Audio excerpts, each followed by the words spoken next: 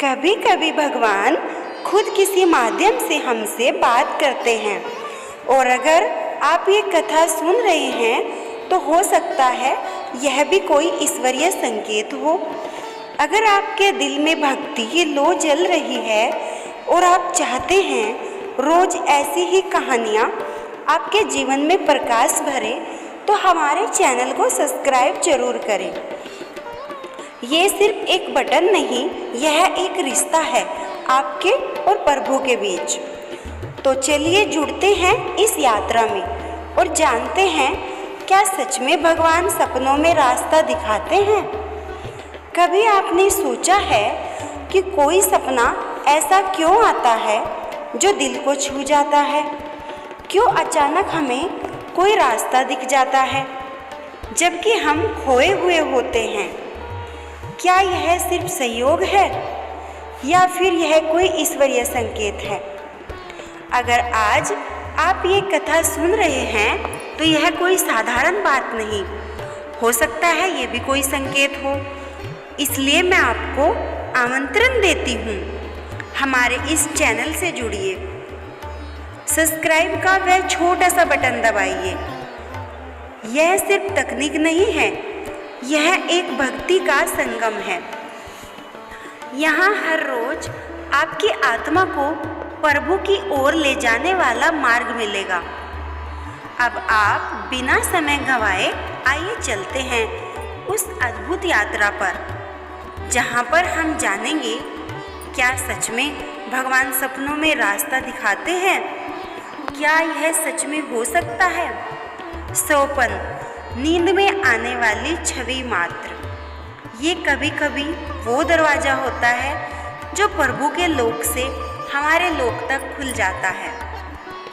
ब्रह्मवर्त पुराण कहता है, जो मनुष्य सच्चे भाव से सोते समय भगवान को याद करता है, उसे स्वप्न में भी प्रभु मार्ग दिखाते हैं। जब 5 वर्ष का ध्रुव वन में तप करने के लिए गया तो उसे मार्ग नहीं पता था। वह बस चलता ही जा रहा था। भूख प्यास से थका था। उसी रात उसे स्वप्न आया। स्वप्न आया नारद मुनि का। नारद जी ने उसे एक मंत्र दिया, ओम नमो भगवते वासुदेवाय, और कहा, प्रभु तुम्हारी प्रतीक्षा कर रहे हैं।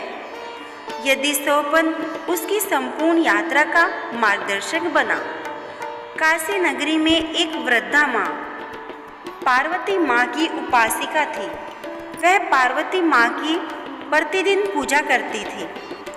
हर दिन रोती भगवान से अपने पुत्र को सही रास्ते पर लाने की प्रार्थना करती।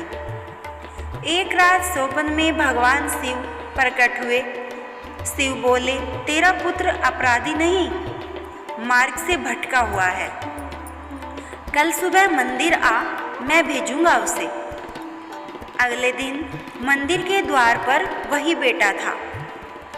माँ के चरणों में गिरकर बोला, माँ, रात को एक साधु मेरे स्वप्न में आए थे और बोले, तू जिसको दुखी करता है वो तेरा भाग्य है, और जा अपनी माँ के चरणों में लौट जा और उसको कभी भी दुखी मत करना।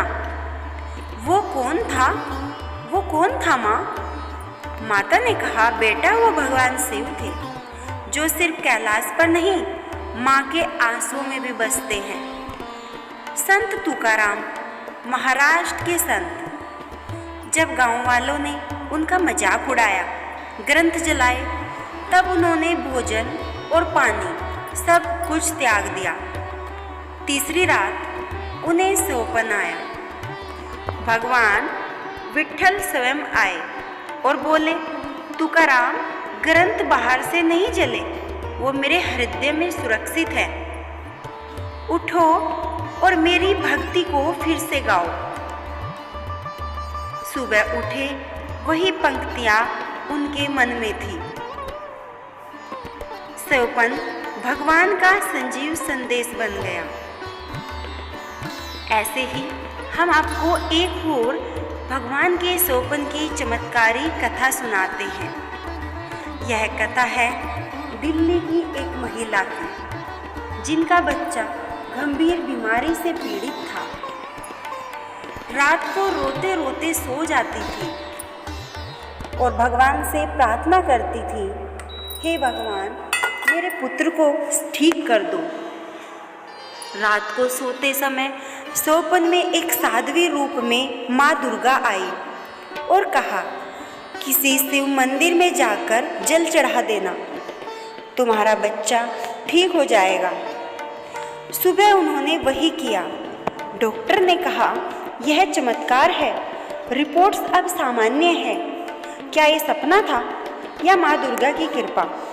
एक वृद्ध दंपत्ति रोज तुलसी को जल चढ़ाते थे।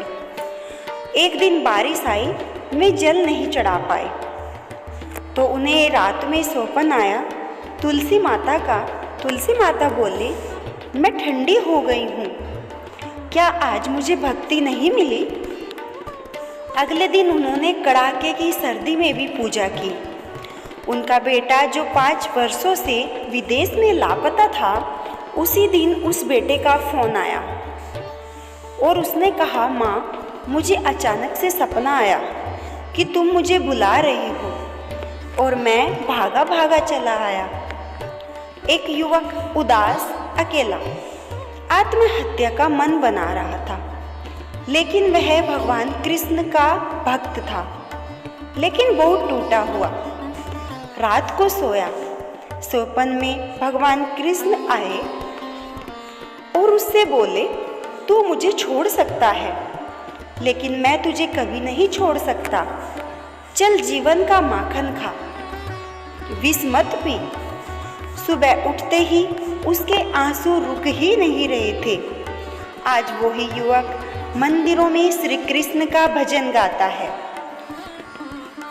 रामकृष्ण परमहंस जब माँ काली से बात करते थे तो लोग उन्हें पागल बोलते थे कि यह पागल है, ये मूर्तियों से बात करता है। पर वो कहते थे, माँ मुझे नींद में भी दर्शन देती है। स्वप्न में माँ ने मुझे गले लगाया और कहा, तू मेरा पुत्र है। जैसे यशोदा ने कृष्ण को पाला, वैसे ही मैं तुझे पालूंगी, मैं तुझे संभालूंगी। उनका हर निर्णय माँ के स्वप्न से जुड़ा था। तो क्या भगवान सच में सपनों में आते हैं? हाँ, लेकिन कब आते हैं? जब मन सच्चा हो और हमारा हृदय श्रद्धा से भरा हो, हमारे मन में कोई झूठ निवास ना करे, जब हम भक्ति में पूर्ण रूप से समर्पित हो जाएं, जब हम सोते समय भी उस भगवान को याद करें, तब नींद सिर्फ विश्राम नहीं, वो प्रभु का संदेश बन जाती है। अगर कभी भी आपको भी ऐसा सपना आया हो जिसमें आपके कोई भी, जिस भगवान में आप श्रद्धा रखते हो, वो भगवान आपके स्वप्न में आए हो, जिससे आपको कोई मार्गदर्शन मिला हो, कोई संकेत, कोई चमत्कार, तो समझिए भगवान ने आपकी बात सुन ली। और अगर नहीं आया तो आज से एक नई शुरुआत करें। रात को सोने से पहले एक बार प्रभु को जरूर याद करें और फिर देखिए वो कैसे आपके जीवन का रास्ता दिखाते हैं, वो कैसे सुनते हैं आपकी पुकार।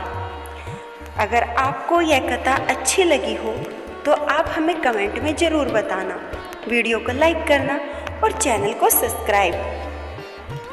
हर हर महादेव।